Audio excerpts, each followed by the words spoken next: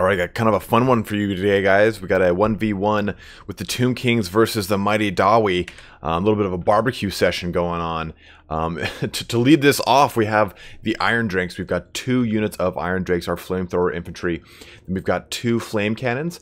So these are going to be really fun to use against Tomb Kings who do have a innate weakness to any kind of fire attack, fire magic, flame attacks, warp lightning cannons. I'm sorry, warp thrower cannons, what the hell it's called, warp fire throwers, haha.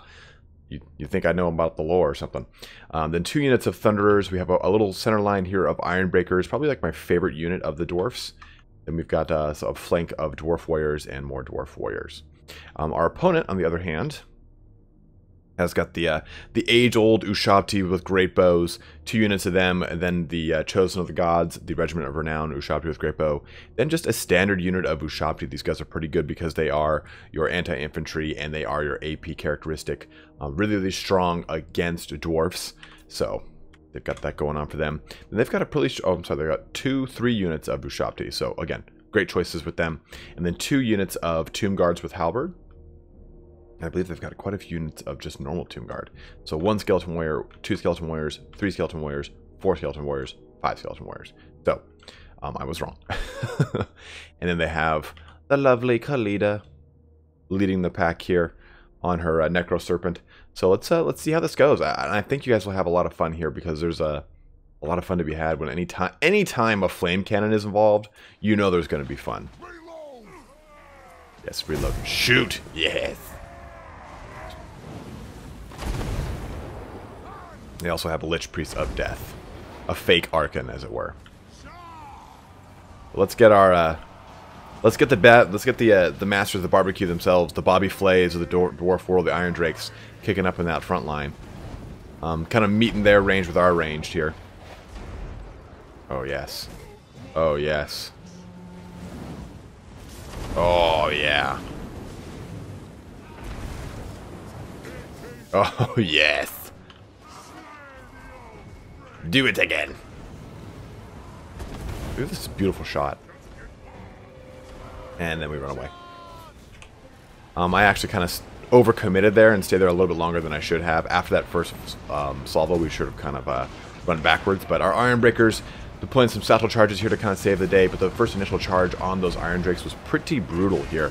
Knocked about half health of that down from that 1 Iron Drake. And this other one also back down to half health as well. So they are not doing too well to start off here. The line has already been, contact has been made. Let's get this cool cinematic shot in here. Oh yes. Going up the line here. We have the DAWI fighting the mighty Ushabti, just cleaving them in half. Oh, so cool. I have grown to like the DAWI more and more as I play. And as you guys know, I'm a huge High Elf fan. We have some halberds that are coming here. The halberds are getting picked apart by the flame cannons, though.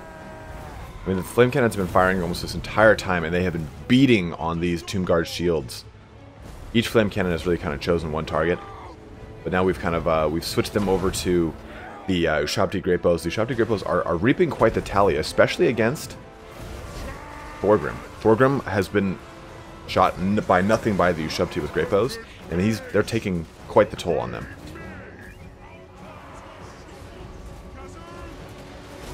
But we have our Thunderers both focusing on Khalida here. That's going to be really strong because it's going to take her down really fast. That AP characteristic is going to be able to eat through that armor pretty quickly here. Oh yes, we got a little summon coming up. Now that's one thing you always kind of worry about with the Ushabti. Is, you know, where's that other summon going to come from? Is it going to be right in the middle of your back line? Is it going to be right in the middle of your range unit? So you do have to be aware of that. And a critical error on my part is I didn't keep anything over here like a Slayers or anything like that to, you know, neutralize a possible backline summoning. And here it is. An army ability has spawned an enemy unit. And here we go. There's a Ushabti just popping up from the ground here. That is going to be just hell on those flame cannons here. As we can see across the line, the halberds are made contact with these Dwarf Warriors. That's going to be okay. These units of Skeleton Warriors are starting to crumple, and we have these Iron Breakers, which are going to be in a little world of hurt here.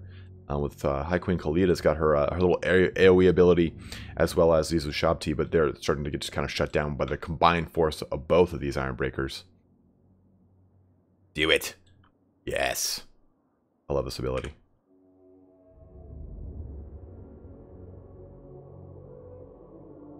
Oh, that guy just got killed. That thing went off right there, but she's already in bad shape. Those Thunderers have been pretty much just picking her apart for pretty, you know, unabated for quite some time. Oh yes, more barbecue action here to kind of help relieve that flame cannon from the Ushabti backline for other units of I don't know where they go. There they are, right here, lining up for some more shots. Flame cannon shooting downfield onto those Ushabti with great bows. I'm such a huge fan of Iron Breakers and their ability to just kind of like chuck little satchel charges all over the place. It's really strong against any kind of Tomb King because they do have the fire characteristic of the explosiveness of them. Oh yes, more barbecues. More barbecues. More barbecues going wild here. Y'all order a George Foreman grill? Oh,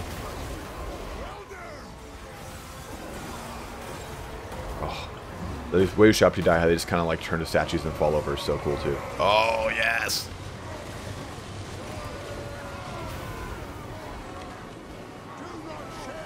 Bang the Ushabti's shields like a drum. There it is. There's our giant barbecue fest. Let's try and slow down and save these last moments as it get consumed by the flames. Oh.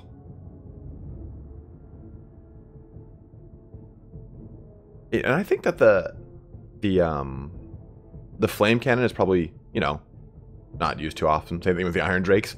You really get a chance to really use them to their full advantage. And I think with the Tomb Kings coming into the game, it finally gives us a way to use that with those units in pretty good unison. And I feel like you can actually get a lot of value out of using them against, say, Skaven or any of the Horde armies. Like they're really strong against vampire counts as well, but vampire counts have a lot of varying shapes and sizes of units, right? I mean, you don't just have a shambling horde of skeletons in vampires you do for Tomb Kings.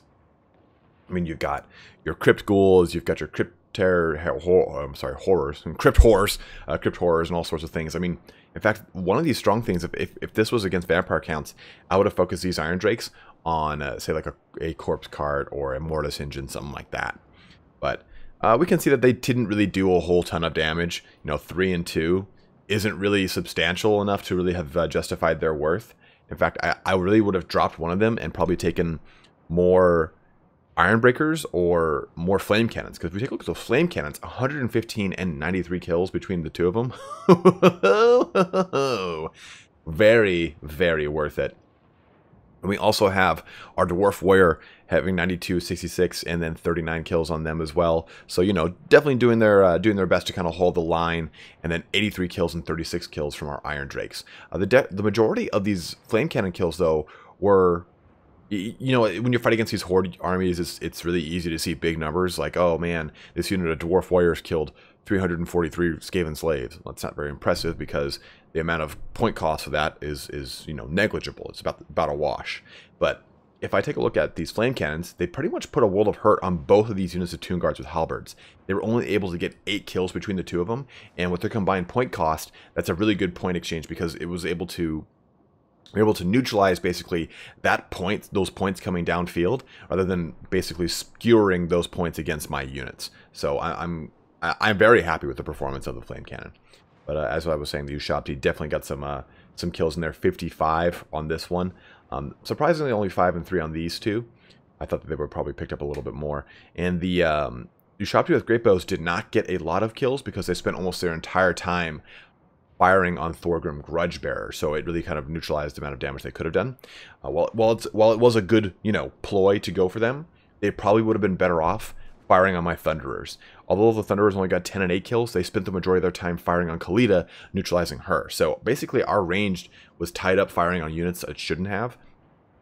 I mean, if I had used the Iron Drakes and fired on any one of these Skeleton Warriors or the Tomb Guard, it would have been way more effective than all of the Ushabti that I was firing on almost the entirety of the match. So the Iron Drakes, while not useless, were not used in a proper way, I will say that. So you definitely want to make sure with any of those kind of weapons, you're not firing on low density units, such as a unit that's only got a range of like, what, I think 12 models or 16 models, whatever it is in the Ushabti. You want to make sure you use them on a tightly packed unit that's going to get the most benefit out of a flame cannon or an Iron Drake.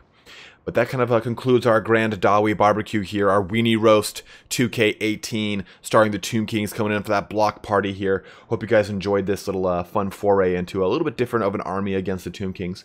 Thank you, Huddy Bear, for getting so singed to the bone here, no pun intended. But thanks for watching here today, guys. As a heads up, we will be doing more streams on Twitch for Sea of Thieves. I've got a whole character and a costume plan for that. So if you're interested in watching Sea of Thieves and you want to see some pretty funny stuff going on with it, head on over to my Twitch. There is a link on my channel page, and I'll put one down here in the actual description of this video. So go ahead and take a look at that as well. But thanks for watching here today, guys. Have a good one and take care.